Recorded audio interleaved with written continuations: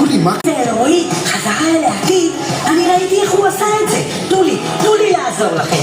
ביחד לעתיד!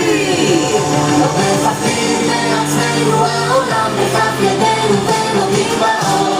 לא מסתכלים לאחור והמסלול הוא מהיר לא משנה לאן לפי אנחנו לא אשמים שנולדנו ישר אל רע. לא מפחדים מעצמנו, החלום במוחנו לא מוותרים עליו, עושים אותו כאן ועכשיו. מה יהיה עם הילדים של 2030? אנחנו לא אשמים שנולדנו ישר אל העתיד.